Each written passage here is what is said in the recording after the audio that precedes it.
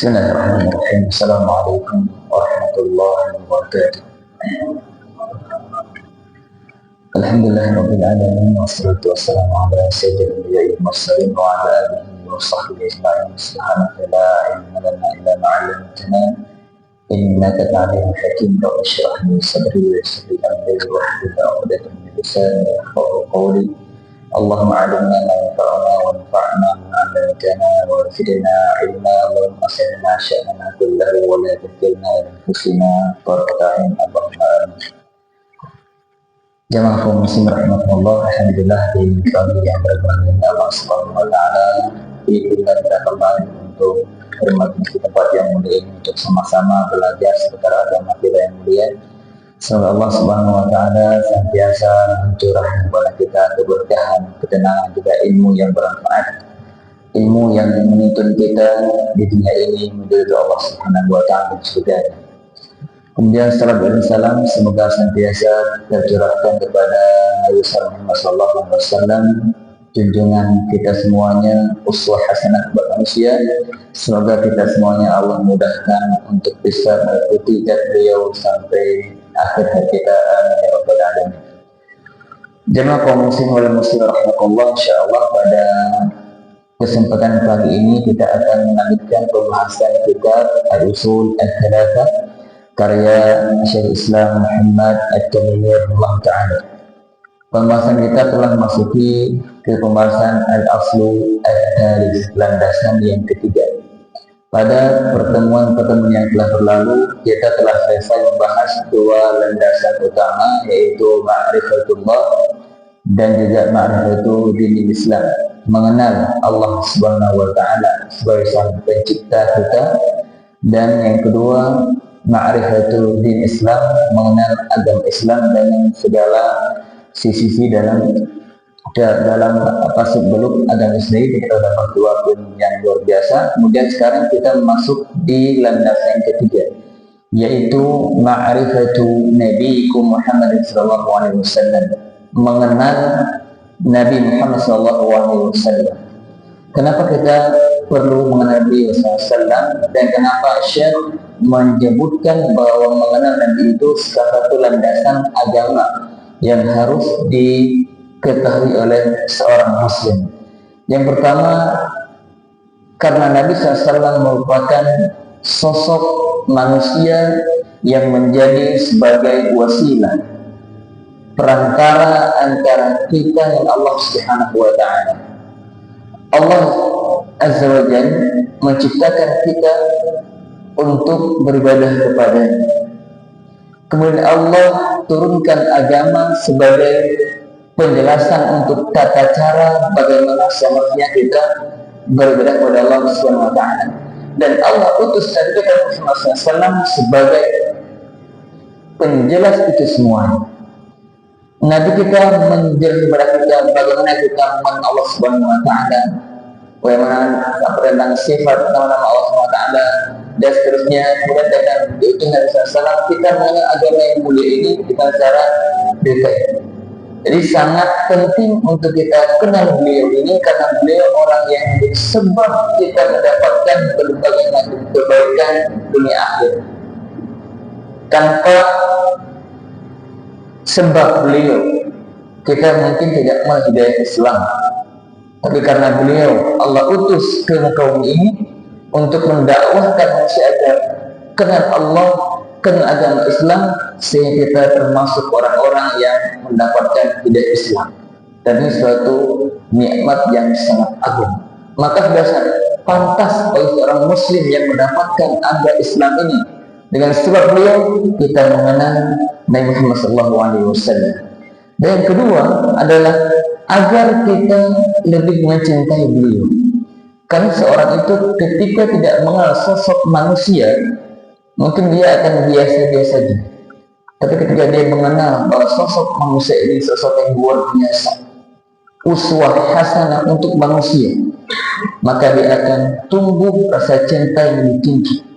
Karena kita sebagai orang Muslim jamaah sekalian diperintahkan untuk mencintai Nabi Sallallahu Alaihi Wasallam, dan tentunya kecintaan seorang hamba itu semakin kuat semakin bertambah ketika dia semakin kenal Nabi SAW. Saya sudah sampaikan beberapa sebelumnya, ketika kita mengenal Allah dengan pengenalan yang umum saja, itu akan berbeda cinta kita kepada orang yang mengenal Allah lebih detail. Pun dengan Nabi SAW, orang yang tahu secara umum tentang Nabi SAW, di utusan Allah, Rasul, pembawa risalah, itu akan berbeda dengan orang yang mengenal Nabi lebih detail. Dia baca sirahnya, perjalanan hidupnya, tentang sunnah-sunnahnya, bagaimana kesehariannya, tentang akhlaknya, dan seterusnya. Itu rasa cinta akan semakin tinggi. Dan di antara kesimpulan iman seorang muslim itu, kita mencintai Nabi SAW melebihi segalanya. Mereka bersabda, la yu'minu ahadukum hatta akuna ahabba ilaihi min walidihi wa waladihi wan nasi ajma'in. Tidak sempurna iman seorang mukmin itu sampai aku, Nabi SAW, sampai aku lebih dia cintai daripada bapaknya, anaknya, bahkan seluruh manusia, bahkan sampai diri sendiri. Kita harus lebih mencintai Nabi dari kita sendiri. Suatu ketika pernah berjam sama Umar radhiyallahu anhu. Umar mengatakan, ya Rasulullah, la anta ahabbu ilayya min kulli syai' illa nafsi.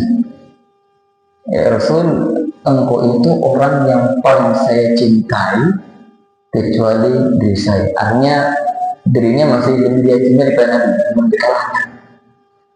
Nabi langsung masuk, la ya Umar, hatta akuna ahabbu ilaika min nafsi. Imannya belum sempurna, belum tepat ini, sampai aku lebih kau cintai daripada dirimu sendiri. Kemudian Allah mengatakan, al-an ya Rasulullah, sekarang la anta ahabbu ilayya min nafsi. Sekarang ya Rasulullah, engkau lebih aku cintai bahkan daripada diriku sendiri. Dia mengatakan, al-an ya Umar, sekarang baru oke. Ini bukan bahwa cinta Rasul itu sesuatu yang sangat diperintahkan dalam Islam. Dan kecintaan ini sangat berkaitan dengan pengenalan seorang hamba, seseorang pada beliau yang semakin kita kenal beliau, kita akan semakin cinta pada beliau. Tapi kalau tidak, ya akan menyesuaikan sekadar pengenalan kita pada Nabi Muhammad SAW. Dan yang ketiga, kenapa kita penting mengenal beliau SAW?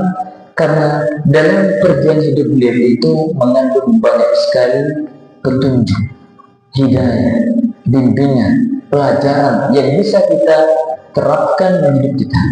Kita tahu semua Allah berfirman, laqad kana lakum fi Rasulillahi uswatun hasanah. Sungguh telah ada pada diri Rasulullah SAW uswah, contoh teladan yang baik buat kalian. Bagaimana kita menjadikan dia sebagai teladan kita, sementara kita tidak kenal beliau itu? Seperti apa sifat beliau? Bagaimana akhlak beliau? Bagaimana interaksi beliau dengan keluarganya, dengan para sahabatnya, bahkan musuhnya? Beliau telah menunjukkan, mempraktekkan Islam secara utuh. Dalam segala sisi kehidupannya, beliau tunjukkan Islam yang sesungguhnya. Maka kita sebagai muslim dituntut untuk berusaha untuk mengenal beliau sallallahu alaihi wasallam. Maka di landasnya yang ketiga ini, Syekh rahimahullah ta'ala menyebutkan kepada kita beberapa bagian penting yang hendaknya kita tahu tentang pribadi Nabi sallallahu alaihi wasallam. Yang pertama yang insyaallah kita akan bahas tentang nasab beliau sallallahu alaihi wasallam. Kemudian masa hidup beliau, berapa lama beliau hidup sebelum kenabian dan setelah kenabian. Kemudian di mana beliau lahir dan ke mana beliau berhijrah. Berapa lama beliau mendakwahkan tauhid dan misi dakwah beliau yang utama itu apa? Sampai beliau wafat. Beliau di sini rahimahullah ta'ala menyebutkan global tentang Nabi SAW sebagai bagian terpenting yang perlu kita ketahui. Adapun detailnya nanti kita bisa masing-masing baca buku-buku khusus yang membahas tentang kepribadian Nabi SAW. Misalnya Syama'il Nabi, ada terjemahnya, itu menjelaskan tentang dari sifat fisik Nabi SAW sampai sifat-sifat khuluqiyah yang berkaitan akhlak beliau dan mukjizat beliau, semua dibahas itu. Ya, atau kitab Sirah Nabawiyah tentang perjalanan hidup beliau sejak beliau lahir bahkan sebelum beliau itu sudah dijelaskan seperti apa kondisi bangsa itu sampai beliau dilahirkan, kemudian dia berdakwah di Makkah dan seterusnya, semua itu bisa kita baca di buku. Adapun di sini Syekh hanya menyebutkan beberapa bagian yang penting saja yang ada kaitannya dengan landasan yang ketiga yang wajib yang hendaknya diketahui oleh seorang muslim. Baik, saya baca qala subhanahu wa ta'ala ma'rifatu nabiyikum Muhammad sallallahu alaihi wasallam wa huwa Muhammad bin Abdullah ibni Abdul Muttalib ibni Hashim wa Hashim min Quraisy wa Quraisy min al-Arab wal Arabu min dzurriyyati Ismail bin Ibrahim al-Khalil alaihi wa ala nabiyina afdhalus salati wassalam. Mengenal Nabi Sallallahu Alaihi Wasallam. Siapa beliau? Siapa nama beliau Sallallahu Alaihi Wasallam? Nama beliau adalah Muhammad bin siapa? Abdullah. Kemarin saya itu pernah dapat video dari seorang masuk ke grup yang di saya itu. Ada seorang yang bertanya kepada beberapa orang ini di negeri Arab sana, atau pastinya di Arab, dari Arab. Oleh itu pernah kita ditanya sama di video, Man Abu Rasul, siapa Pak Rasul SAW? Jawabannya Bapak, Abu Bakar. Jadi banyak, itu anak muda itu udah bukan anak kecil, mungkin sudah kuliah gitu. Apa jawabannya? Abu Bakar. Yang lain lagi, Madi, Bakar. Dan yang lain lagi, Ali bin Thalib. Ali bin Thalib. Subhanallah, bayangkan Bapak sekalian, betapa banyak kaum itu tidak kenal nasab Nabi walau bapaknya. Ya, ini diantara kenapa di Indonesia sudah ada dengan olehnya. Padahal kalau kita tanya tentang dunianya, apa itu? Contoh dunia sepak bola, anak muda masuk, itu nama-nama klubnya itu tim detail dari pemain inti sampai cadangan itu hafal semua namanya. Ya, mungkin harganya itu pun jauh berapa miliar itu sewanya ya, kontrakan detail artis B untuk Nabi SAW sangat kurang. Dan ini kita harus perhatikan, kita kenalkan kaum muslimin dengan sosok Nabi yang agung ini. Jangan sampai orang Islam itu kehilangan idolanya. Idola yang seharusnya mereka idolati Nabi SAW para sahabatnya, malah mereka kurang peduli. Justru idola mereka itu orang-orang barat, orang kafir, para artis. Ini sangat miris sekali. Maka kita belajar terus, ada kita tumbuh rasa ingin tahu lebih jauh tentang sosok Nabi yang muda ini. Jadi Nabi Muhammad SAW, bapaknya Abdullah. Abdullah ini kata ulama menyebutkan ahad dzabih, seseorang yang hampir disembelih. Mungkin yang pertama siapa yang disembelih itu? Ismail. Ya, itu ketika dikisahkan Nabi mengatakan itu bahwa beliau diperintah untuk minta anaknya. Akhirnya Allah nanti dengan kapsin azim, domba yang besar dari surga. Dan yang kedua ini Abdullah ini dulu Abdul Muttalib bernazar kalau nanti dia punya anak yang 10 orang, salah satunya akan disembelih untuk berhala, beda ya. Dan intinya setelah beliau mendapatkan anak, maka Allah sebagai jadi targetnya ya Pak, target itu sembelih. Setelah dimusyawarah dengan para dukun-dukun yang ada itu, akhirnya digagalkan, diganti dengan 100 ekor unta. Ya, dan Bapak Nabi Shallallahu Alaihi Wasallam. Muhammad bin Abdullah bin Abdul Muttalib, kakeknya Abdul Muttalib, bacanya Abdul Muttalib. Ada sebagian orang baca Abdul Muttalib. Ini kira lafaznya itu kira tepat. Yang benar yang tasy itu to-nya. Abdul Muttalib, bukan Muttalib. Ya, Abdul Muttalib namanya Syaibah. Abdul Muttalib nama beliau asli Syaibah. Kenapa Syaibah ini dikenal dengan Abdul Muttalib? Disebutkan bahwa suatu ketika pamannya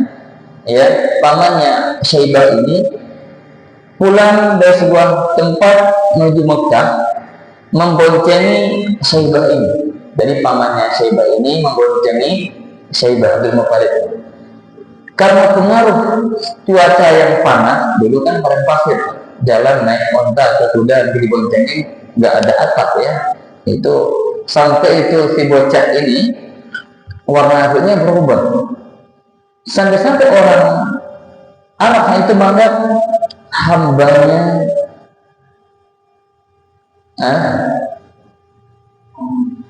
Al-Muttalib. Al-Muttalib itu pamannya. Al-Muttalib itu pamannya. Ya, paman. Sang paman ini memboncengi Syaibah ini di belakangnya. Orang-orang menganggap ini itu hambanya Al-Muttalib. Maka sudah Abdul Muttalib. Abdul itu artinya hamba. Abdullah hamba Allah. Abdul Muttalib berarti hambanya, berarti budaknya Al-Muttalib. Sehingga dia dikenal oleh masyarakat Arab ini hambanya si Al-Muttalib ini. Bahkan nama aslinya siapa? Syaibah. Nama aslinya Syaibah. Ini kisahnya kenapa beliau disebut dengan Abdul Muttalib. Bahkan nama aslinya itu Syaibah. Bahwa Muhammad bin Abdullah bin Muttalib bin Hashim. Ya, bin Hashim. Wa Hashim ismuhu Amr bin Abdi Manaf. Hashim nama aslinya itu Amr. Ya, Amr. Kenapa beliau disebut Hashim? Disebutkan bahwa beliau itu orang yang biasa memotong-motong roti dan membuat ceri. Itu makanan di Arab itu yang roti dipotong-potong, kemudian dipakai marok, kuah, terus daging. Itu disebutkan makanan terenak zaman dulu di Arab. Dan Amr ini biasa beliau membuat ceri itu yang disajikan untuk para jamaah haji yang banyak. Dan beliau itu sangat dermawan orangnya. Sehingga karena beliau pembuat itu disebut dengan Hashim, orang yang biasa potong-potong roti yang dibuat sari kemudian diberikan kepada para jamaah haji. Demikian disebut oleh para ulama tentang kenapa beliau disebut dengan Hashim. Karena nama beliau itu Amr. Ya.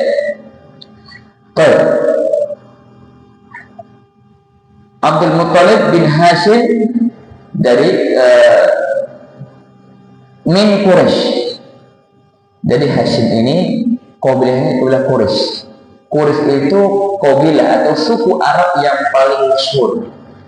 Ya, ini di Arab itu banyak suku-suku yang terkenal, tapi yang paling masyhur, yang paling pokok terkenal di mereka itu adalah suku Quraisy.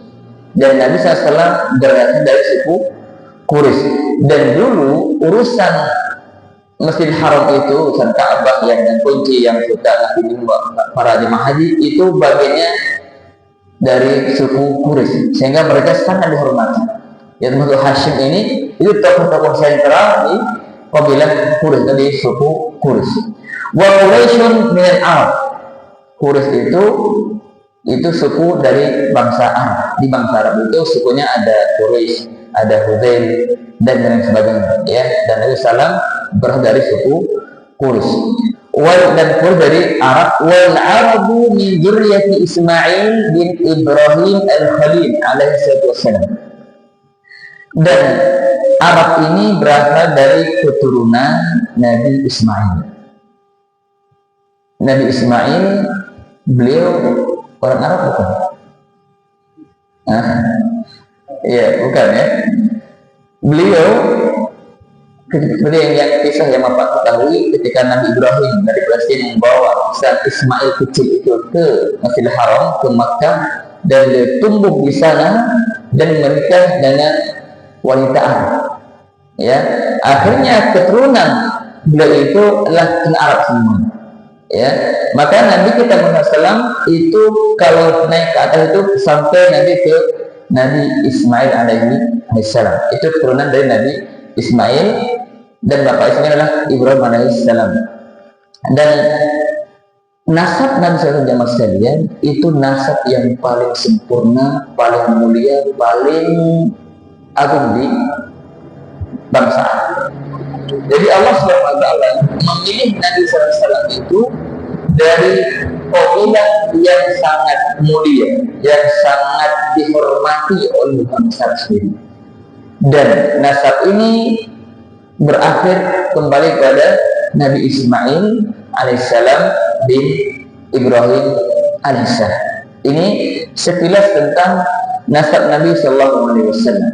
Jadi minimal kita tahu Muhammad bin Abdullah bin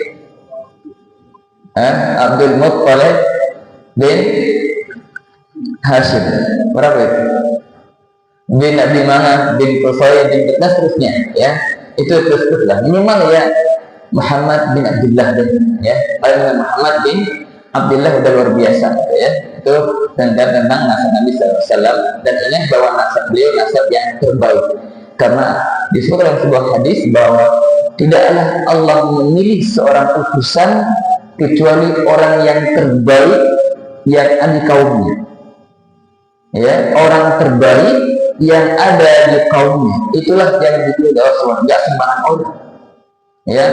Maka ada sebagian kelompok-kelompok sesat ulama yang mereka mengatakan bisa saja Allah memilih nabinya dari orang-orang yang fasik.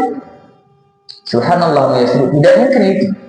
Ya, Allah pilih utusannya dari orang-orang terbaik yang ada di kaum mereka. Dan Nabi kita Muhammad SAW adalah orang terbaik yang ada di kaum, orang terbaik berasal dari kabilah yang terbaik. Kita lanjutkan. Walahu min al-umri 63 sana. Beliau usia totalnya itu adalah 63 tahun. Jadi beliau hidup sejak dilahirkan sampai wafat selama 63 tahun. Ya, ini umur Nabi Sallallahu Alaihi Wasallam. Dan juga Abu Bakar juga demikian hidupnya 63 tahun usianya. Ada artinya sudah 63, Pak? 63. Masya Allah, dari usia Nabi Islam, ya. Banyak udah lulus, Pak, ya. Insya Allah, semoga Allah berkahi usia kita semuanya, ya. Minha arba'una qabla nubuwah. 40 tahun diantaranya itu sebelum kenabian. Tadi saya ulangi, total usia Nabi itu 63 tahun. Kan dibagi dua. 40 tahun beliau jalani selama sebelum diangkat jadi Nabi. Dari beliau lahir sampai 40 tahun beliau belum diangkat jadi Nabi. Ya, bagian dari masyarakat Arab saat itu. Wa 23 nabiyyan wa rasulan, nabi rasulan. Dan 23 tahun beliau diangkat sebagai nabi dan rasul. Ya, saya ulangi, total usia beliau 63 tahun. 40 tahun itu sebelum kenabian, 23 tahun setelah kenabian. Lanjutkan. Nubbi'a bi'ikra wa ursila bil mudaththir. Beliau diangkat menjadi nabi ketika turun wahyu pertama surat apa? Surat Iqra. Apa maksudnya? Al-Alaq. 5 ayat pertama turun itu beliau diangkat menjadi nabi. Wa ursila bil mudaththir, dan beliau diangkat di rasul ketika beliau diturunkan kepadanya surat Al-Mudaththir. Baik, kita sedikit jelaskan bahwa ketika Nabi SAW berada di kota Makkah 40 tahun sebelum kenabian dan 13 tahun setelah kenabian. Berarti totalnya berapa Muhammad di Makkah? 40 tambah 13. Berarti 53 tahun beliau tinggal di Makkah. Berarti itu wa baladuhu Makkah.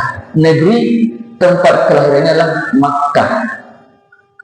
Ba'athahu Allah bin nadarati 'ani syirki wa yad'u ila tauhid.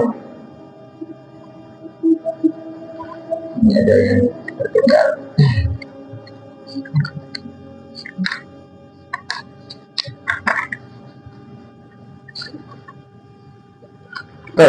Negeri tempat kelahirannya adalah Makkah, dan beliau diutus oleh Allah Subhanahu wa taala untuk memperingatkan manusia dari kesyirikan dan menyuruh mereka untuk mentauhidkan Allah Subhanahu wa taala. Nabi SAW selama beliau di Makkah, setelah beliau turun surah Al-Alaq, sebutkan dalam hadis Sahih Bukhari, hadis yang sangat panjang, bahwa sebelum turun surah Al-Alaq, Nabi suka bertahanus. Tahanus itu menyendiri di gua Hira, ya. Beliau biasa ambil bekas hidupnya, berangkat ke gua Hira berapa hari, berhabis lagi, dan gitu. Beliau sudah berjengkang dari kondisi masyarakat Arab yang itu sangat luar biasa jahiliyah, ya, nyembah berhala, perzinahan, macam-macam itu jahiliyah gelap, wanita bukan itu. Dan beliau saat itu sudah merasa ingin mengasingkan diri ke gua Hira.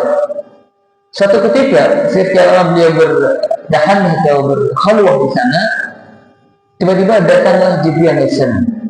Ya, Jibril datang dan memerintahkan beliau, ya Muhammad, iqra, bacalah.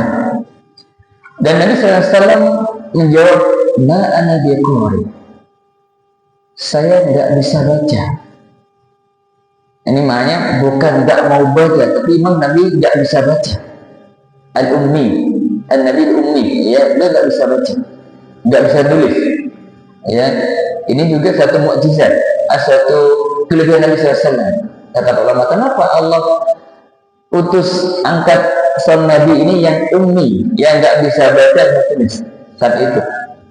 Kata ulama, agar orang-orang itu tidak mengira bahwa Quran yang diturunkan itu karya Muhammad. Di antara hikmah di balik itu, ya, Al-Quran itu kalamullah. Ketika ada orang mengatakan itu karya Muhammad ummi, nggak bisa banget dia tulis Quran, nggak bisa. Ya, ini ada satu sisi bahwa Al-Quran itu bukanlah karya Muhammad, tapi firman Allah Subhanahu wa taala. Kemudian dipeluk oleh Jibril sampai 3 kali sampai Nabi kesulitan, iqra ma'ana biqari, iqra ma'ana biqari, sampai itu mengatakan iqra bismi rabbikal ladzi khalaq, khalaqal insana min 'alaq, iqra wa rabbukal akram alladzi 'allama bil qalam 'allama al insana ma lam ya'lam. 5 ayat pertama beliau baca sempurna, maka Nabi pun mengikuti apa yang Jibril baca. Sampai setelah itu Nabi SAW ketakutan, pulang ke rumahnya, dan beliau mengatakan pada Khadijah radhiyallahu anha, zammiluni zammiluni, dathiruni dathiruni, selimuti aku. Nabi ketakutan. Ini satu hal yang baru beliau dapatkan, ya. Kemudian Nabi diselimuti oleh Khadijah, ya, dan dia mengatakan, menceritakan dia khawatir ada sesuatu yang terjadi dengan beliau. Kemudian Aisyah, sang istri tercinta, Khadijah sangat tercinta, bagaimana beliau mencoba untuk menenangkan sang suami. Suami datang dalam kondisi ketakutan, bergetar, ya, setelah mendapatkan dari itu perintah dari membaca Al-Alaq.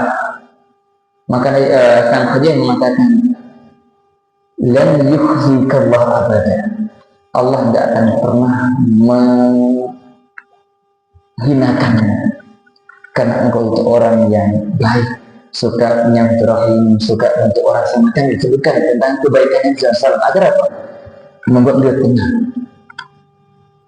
Ya, setelah itu Khadijah membawa Nabi SAW ke pamannya Waraqah bin Naufal.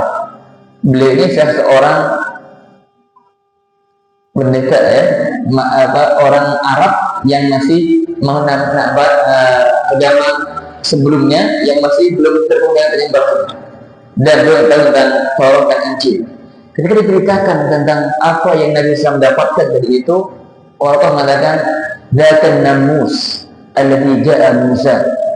Itu malaikat Jibril yang dulu datang pada Musa wahyu. Ya, beliau mengatakan, kalau saya nantinya masih muda, saya akan membelamu ketika engkau diusir oleh kaummu. Waraqah mengatakan itu. Nabi tanya, apakah mereka nantinya, kaumnya maksudnya, akan mengusir saya? Kata Waraqah bin Naufal, tidak ada seorang pun yang datang membawa agama seperti yang kamu bawa, pasti akan diusir, dimusuhi maksudnya, ya, akan dimusuhi oleh kaum. Intinya bahwa itu terjadi, dan Nabi SAW mengaku bahwa ini beliau mendapatkan wahyu yang merupakan ini tanda bahwa beliau diangkat menjadi seorang nabi. Dan nabi itu berarti seseorang yang Allah wahyukan dan tidak diperintahkan untuk menyampaikan kepada manusia sebagai pribadi saja. Jadi Allah sampaikan Iqra. Jadi mulai awal wahyu itu Iqra, baca Muhammad. Ini sebagai kata para ulama, Iqra itu membaca, itu miftahun nubuwah, kunci kenabian. Di Nabi diangkat Nabi sebab ketika diberikan surat Iqra, perintah untuk Iqra. Juga Iqra merupakan miftahul ilm. Membaca itu kunci ilmu, pembuka ilmu. Dengan kita membaca, kita akan mendapatkan ilmu. Baca Al-Quran, baca hadis Rasulullah, baca kitab ulama, baca semua yang kita pilih baca, akan terbuka jendela-jendela ilmu. Alhamdulillah. Berikutnya, ketika Nabi sampai itu Zammiluni itu Dathiruni, maka berapa lama kemudian, jadi setelah Iqra itu wahyu sempat terputus. Ya, wahyu sempat terputus, dan orang-orang Quraisy mengetahui bahwa Nabi ini, si Muhammad ini belum datang lagi. Maka mengatakan, Muhammad sudah ditinggalkan oleh Tuhannya, dibiarkan oleh Tuhannya. Dan Nabi merasa khawatir, ya, kenapa lama sekian itu lalu nggak turun. Maka orang-orang kafir, orang musyrikin itu mulai menyampaikan suatu informasi bahwa Muhammad telah ditinggal oleh Tuhannya. Maka akhirnya turun surat Ad-Duha, "Wad-duha wal-laili idza saja ma wadda'aka rabbuka wa ma qala." Artinya apa? Ma wadda'aka rabbuka wa ma qala. Tuhanmu tidak meninggalkanmu dan tidak pula membiarkanmu. Kemudian setelah itu turunlah surah Al-Mudaththir. Ya ayyuhal mudaththir. Ini surat turun sebagai perintah kepada Nabi SAW untuk mulai mendakwahkan pada manusia. Hai orang yang berselimut. Siapa yang dimaksud? Nabi SAW. Qum fa'anzir. Bangunlah dan berilah peringatan. Wa rabbaka fakabbir, dan seterusnya. Ini semuanya menunjukkan bahwa Nabi diangkat menjadi Rasul ketika diturunkannya surat Al-Mudaththir, karena itu mengandung perintah untuk memberikan peringatan. Dan Nabi SAW dari itu setelah beliau diangkat Nabi di usia beliau 40 tahun dengan turunnya surah Al-Alaq. Kemudian berikutnya berapa lama kemudian beliau turun surah Al-Mudaththir, dan beliau menjadi Rasul. Dan beliau hidup di Makkah itu setelah kenabian dah 13 tahun. 13 tahun beliau hidup di Makkah, apa yang dilakukan? Beliau mendakwahkan manusia untuk beribadah kepada Allah Subhanahu wa taala. Beliau kata sini, ba'athahu Allah bin nadarati an syirki wa yad'u ila tauhid. Dan Allah mengutus Nabi SAW itu untuk mendakwahkan manusia, memperingatkan manusia dari kesyirikan dan mengajak mereka agar mereka hanya menyembah Allah saja. Dan begitulah semua Rasul diutus, misi utamanya dakwah tauhid dan menjauhi kesyirikan. Kenapa? Karena inilah tujuan utama manusia diciptakan. Wa ma khalaqtul jinna wal insa illa liya'budun. Tidaklah aku ciptakan jin dan manusia melainkan untuk mentauhidkan, beribadah hanya kepada. Makanya kalau kita baca Al-Quran, kita akan mendapati banyak ayat-ayat yang Allah firmankan sejak zaman dahulu ketika Nabi sebelum diutus. Perintahnya adalah وَلَقَدْ بَعَثْنَا فِي كُلِّ أُمَّةٍ رَسُولًا أَنِ اعْبُدُوا اللَّهَ وَاجْتَنِبُوا الطَّاغُوتَ. Dan sungguh kami telah utus pada setiap umat seorang rasul.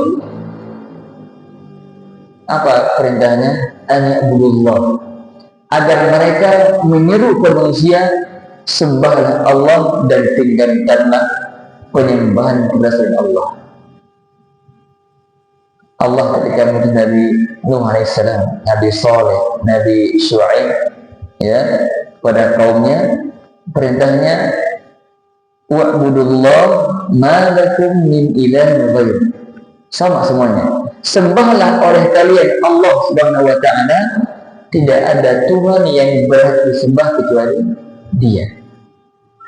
Semua rasul membawa misi yang sama, mengajak manusia untuk memurnikan ibadah hanya untuk Allah Subhanahu wa taala saja. Dan Nabi kita Muhammad SAW selama 13 tahun di kota Makkah, misi utama dakwahnya itu dakwah tauhid.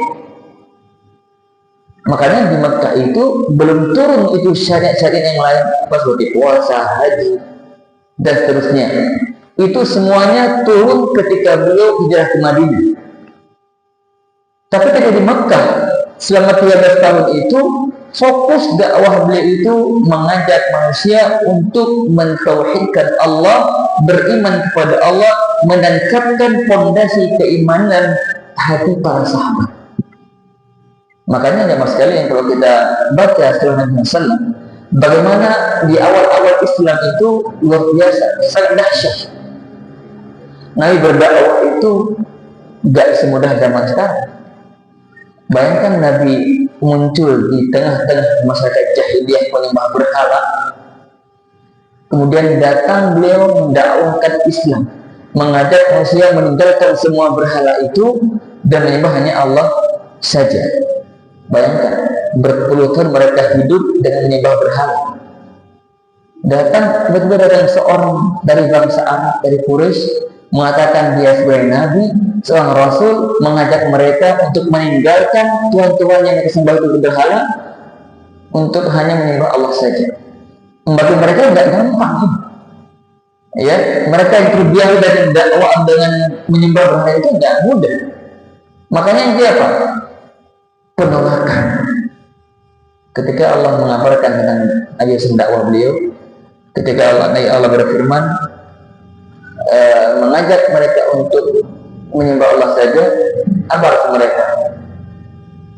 Aja'ala al-alihata ilaha wahida inna hadza la syai'un ujab. Apakah dia ini? Siapa dia ini? Muhammad. Apakah Muhammad datang mengajak kita untuk menyembah atau untuk menjadikan Tuhan itu hanya satu saja? Sungguh inna hadza la syai'un ujab. Ini sungguh aneh. Muhammad aneh banget. Datang bawa agama baru, ngajak kita ninggalin semua berhala, untuk nyembah Tuhan saja. Sungguh aneh. Itu respon kaum musyrikin, ya. Sehingga mereka tidak tinggal diam, mereka juga menghalangi dakwah Nabi SAW. Walaupun mulai satu demi satu orang masuk Islam, masih sembunyi-sembunyi. Orang-orang lemah yang kita masuk Islam, ya, ada Abu Bakar, ada Ali, ada Bilal, dan seterusnya. Itu pelan-pelan jalan sangat sulit sekali. Sampai Nabi itu masih dakwahnya sendirian. 3 tahun pertama beliau dakwahnya tidak akan ramai, ya, ngajak seorang saja, diam-diam menyampaikan dakwah yang beliau bawa, diterima. Tambah lagi akan berhalakoh di rumah Al-Arqam, ya, kajiannya mungkin berapa kali, berkali-kali begitu, ya. Itu untuk membina para sahabat di awal, menyusun kekuatan para sahabat yang nanti akan membantu dakwah beliau. Terus begitu sama 3 tahun dakwahnya sendirian. Bahkan yang sangat dahsyat, betapa intimidasi yang dilakukan oleh orang-orang Kuwait pada orang-orang Islam, orang-orang yang masuk Islam, terutama mereka yang orang-orang yang mungkin bukan dari suku yang terpandang. Dari orang miskin Arab itu juga masuk Islam, yang mereka merasa lemah, tidak ada yang bantu mereka, sehingga terjadi awal Islam itu kita ketahui tentang Bilal disiksa oleh majikannya, ada Ammar bin Yasir disiksa oleh orang Quraisy sampai wafat ibunya Ammar dan bapaknya Yasir. Itu semuanya mempertahankan agama mereka. Kenapa? Karena orang musyrikin itu menghalangi manusia itu Islam, nggak boleh ikuti agama Muhammad itu, ya, sehingga sangat luar biasa ujian yang sahabat hadapi ketika di awal-awal Islam. Dan Nabi terus berdakwah sampai ketika turun ayat yang lainnya, Nabi naik ke Bukit Sofa, Sofa di Mekah sana. Beliau mengatakan, ini dakwah beliau, wa sabaha, kalau kita ada kita pagi, kumpul semua, kan dia nggak sekarang nge-share, sebenarnya nggak bisa nge-share itu, dulu belum ada itu, informasinya itu ngumpul orang disampaikan, berkumpullah orang-orang Arab itu dari kabilah-kabilah itu yang nggak bisa datang, diutus itu majikan temannya, budaknya, itu ada berita penting dari Muhammad tuh. Ketika berkumpul semuanya, beliau SAW mengatakan, wahai kaum, bagaimana pendapat kalian kalau saya katakan di balik gunung ini ada pasukan berkuda yang akan menyerang kalian? Apakah kalian mau membenarkan saya? Ini pertanyaan. Apa jawaban mereka? Ma jarrabna alaika kadzba. Wahai Muhammad, kami tidak pernah mendapatimu berdusta. Artinya apa itu? Kami yakin apa yang kau sampaikan benar adanya. Kemudian dia mengatakan, sesungguhnya saya itu Rasul baina yaday adzabul alim. Saya itu seorang utusan Allah, dan bagi yang mengikutinya dia akan dapat surga, bagi yang tidak akan terancam neraka yang sangat pedih.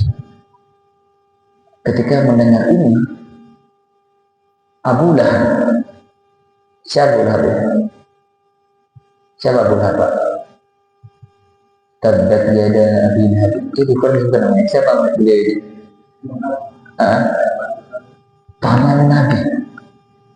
Bayangkan, paman Nabi itu ada yang masuk Islam, ada yang sampai mati tidak masuk Islam. Siapa yang masuk Islam paman Nabi? Ada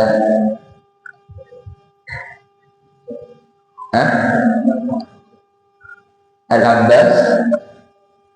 Dia Al-Abbas, paman Nabi Al-Abbas. Yang kedua Hamzah. Ada lagi? Cuma 2 ya.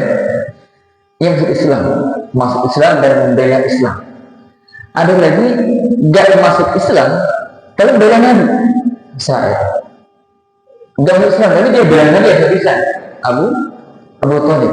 Masya Allah, ini ada pamannya yang terima dakwahnya, mengikuti jadi pembela dakwah, Masya Allah, sampai wafat. Ada yang kedua modelnya itu, kalau masuk Islam enggak, tapi siap pasang badan, membela dakwah Nah itu Abu Thalib. Yang ketiga modelnya itu memusuhi Nabi SAW. Berburu bilang, bahkan memusuhi, menghalangi dakwah Nabi SAW. Itu Abu Lahab.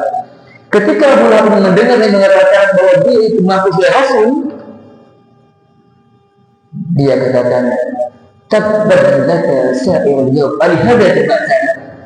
Celaka kau sepanjang hari Muhammad. Untuk ini kau kumpulkan kami. Kau kumpulkan kami untuk mengatakan kau Nabi Rasul itu aja. Sungguh celaka. Nah coba dulu, sang paman ini ponakannya, ya, mengatakan demikian, Madiri. Kemudian turunlah surat Al-Nasab itu Allah tabbat yada Abi Lahab wa tab. Yang celaka itulah Abu Lahab, bukan Nabi.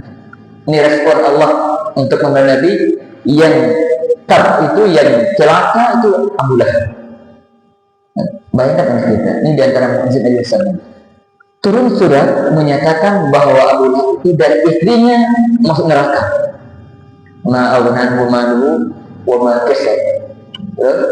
Sayasla naran dzata lahab. Dia akan masuk neraka. Wa ra'atuhu, juga istrinya, semua akan neraka. Sekarang ayat ini turun, surat ini turun, Abu Lahab masih hidup enggak? Abu Lahab masih hidup? Masih. Beliau tahu ini ayat yang mulia. Kalau misalnya Quran ini bukanlah firman Allah, mungkin Abu Lahab ingin coba bohongan masuk Islam, dan itu bantal ayatnya. Bisa nggak ya? Secara akal bisa aja Abu Lahab berpikir, dia membuktikan bahwa apa yang Muhammad sampaikan itu salah. Kan dia mau masuk Islam, kok masuk neraka? Dan ternyata sampai mati itu Abu Lahab dan istrinya tidak masuk Islam. Ini membuktikan bahwa Allah ini firman Allah yang turunkan, bahwa bukti bahwa Abu Lahab itu mati dan tidak akan pernah masuk Islam. Ya ini dakwah Nabi di awal-awal, ya ketika beliau berdakwah tantangannya sangat berat. Ya sampai perang sahabat pun dikucilkan, bahkan ada yang dibunuh, ada yang disiksa kebiasaannya. Siapa itu? Bilal bin Rabah disiksa oleh majikannya sampai dibeli oleh Abu Bakar radhiyallahu anhu. Ya, saya sebuah kisah Bilal ketika beliau itu telah bebas dibeli oleh Abu Bakar, ditanya para sahabatnya, teman-temannya itu, "Kaifa sabarta ya Bilal? Bagaimana kau mampu bersabar?" Itu dia diseret di terik matahari di Mekah, ya, bukan di Indonesia. Itu matahari Mekah panasnya itu luar biasa. Siapa yang pernah Mekah ya? Katakan orang Mekah yang mungkin yang pernah itu tahu seperti apa dahsyatnya panas itu. Di siang hari bajunya dibuka, dia di padang pasir, letakkan batu di atas badannya, jika suruh murtad, suruh keluar Islam. Dia nyatakan tauhid hanya Allah ahad. Ketika saya itu ditanya oleh sahabat, bagaimana kau mampu bersabar wahai Bilal, padahal kau mendapatkan siksaan yang sangat dahsyat. Sebelumnya, ya mas kalian, Ammar bin Yasir, beliau pun disiksa. Ya, Yasir bapaknya sama istrinya itu, ibunya Ammar sampai waktu syahid di Islam. Ammar saking dahsyatnya disiksa, gak tahan. Akhirnya apa? Dia mengucapkan apa yang diinginkan oleh orang tua itu. Apa itu? Mencela Nabi SAW. Ya, sampai akhirnya Pak Ammar menuruti mereka. Kenapa? Gak kuat sisaannya, Pak. Dahsyat kan? Ini Ammar. Setelah itu Ammar datang ke Nabi SAW pelapor. Ya Rasulullah, saya disiksa dengan siksaan yang sangat dahsyat, saya gak mampu menahan. Akhirnya saya ikuti apa yang mereka inginkan. Ya, apa itu? Mencela engkau. Lalu nanya, bagaimana hatinya? Nabi tanya hatinya. hatiku mutmain bil iman. Ada hati itu tetap tidak goyah Allah. Cuma saya di sini itu pernah tidak kuat, saya ikuti apa maunya mereka. Kata Nabi, kalau mereka ulangi, tidak apa ulangnya. Selama hatimu itu tenang dan imanan, maka tidak mengapa. Mau ucapan ya, bukan hati, ucapan itu boleh. Kalau sudah tidak kuat, itu rukhsah bisa. Maka pun ayat di surah At-Taubah kalau saya tentang keringanan bahwa tidak mengapa seorang itu ketika dia mendapatkan ancaman yang sangat dahsyat dan diminta untuk sesuatu yang kufur, boleh dia ucapkan itu. Dia selama hatinya itu tenang. Apa darinya? Itu kisahnya amal. Tapi bila ketika ditanya bagaimana kamu bersabar, bila mengatakan mabattu halawatal iman, saya campur manisnya iman dengan pahitnya siksaan, sehingga manisnya iman mengalahkan pahitnya siksaan. Jadi iman yang kuat itulah yang membuat dia sabar dengan siksaan itu. Ya, jadi iman itu luar biasa. Itulah hasil didikan Nabi SAW. Bagaimana sahabat di awal Islam pun mampu bersabar dengan dahsyat, padahal siksaan luar biasa, intimidasi di mana-mana. Tapi itulah pengaruh iman. Kenapa Nabi di awal Islam yang dilanggar iman. Bahkan ayat-ayat yang turun ketika di Mekah kebanyakan itu berkaitan dengan keimanan, iman pada Allah, iman pada hari akhir. Kenapa? Karena dua hal inilah yang membuat mereka itu kokoh bertahan mempertahankan mereka iman pada Allah Subhanahu wa Ta'ala. Kalau di zaman sekarang ketika seorang itu imannya lemah, hanya sebungkus Indomie bisa terbang untuk iman, bisa digadaikan itu putus. Kenapa? Iman bertahan. Kesulitan hidup itu bagian dari ujian kehidupan. Tapi ketika dia diuji dengan kesempitan, imannya gak kuat, itu rawan sekali. Ya, rawan sekali. Ya, sampai ada seorang yang dia berasa itu ada luar dia terakhir. Dia cerita ada seorang yang cerita temannya dia itu murtad. Kenapa dia murtad? Kata dia, kalau Islam itu kalau kita ada kesulitan, kita datang ke ustaz itu paling dikasih apa? Nasihat. Oh jangan, sabar. Mengambil kehidupan, kita diuji dalam kehidupan ini. Nah, begitulah ustaz menyampaikan nasihat. Enggak ada solusi, cuma nasihat saja. Tapi ketika seberang sana di agama lain kata dia ini cerita itu dikasih duit juga, dikasih uang juga, sehingga kita ada solusi. Ini bayangkan kan, ini namanya keimanan yang lemah, ilmu yang tipis, sehingga dia tidak mengerti tentang hakikat dari kehidupan itu seperti apa. Sehingga dia dengan mudah diuji ekonomi sulit, pindah agama hanya karena di agama lain itu mudah mendapatkan fulus, kasih solusi langsung kasih duit. Ini ujian yang ini kenapa? Iman yang belum meresap kuat dalam hati. Tapi para sahabat luar biasa, ya. Ketika ujian mereka luar biasa, mereka banyak muslim sahabat, tapi mereka sabar. Kenapa? Iman kuat.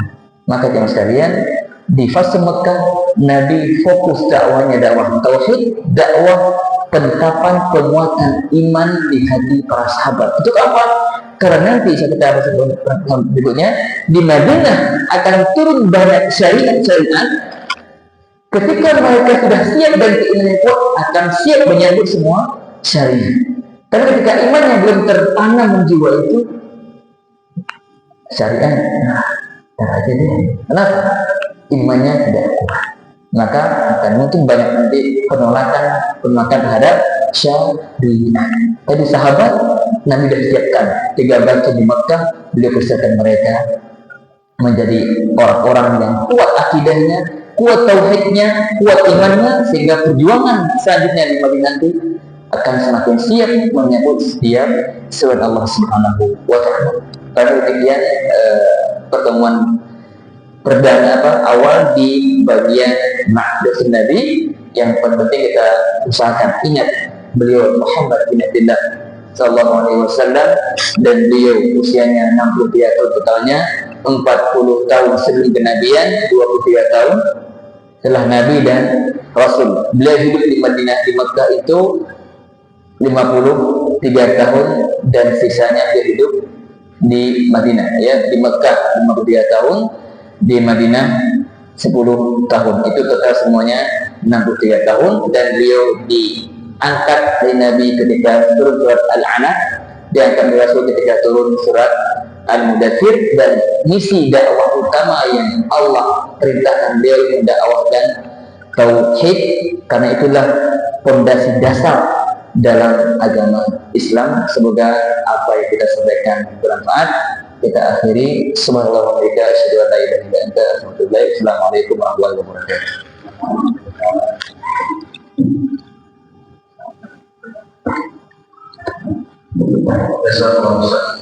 Yang disampaikan semoga apa yang telah disampaikan bisa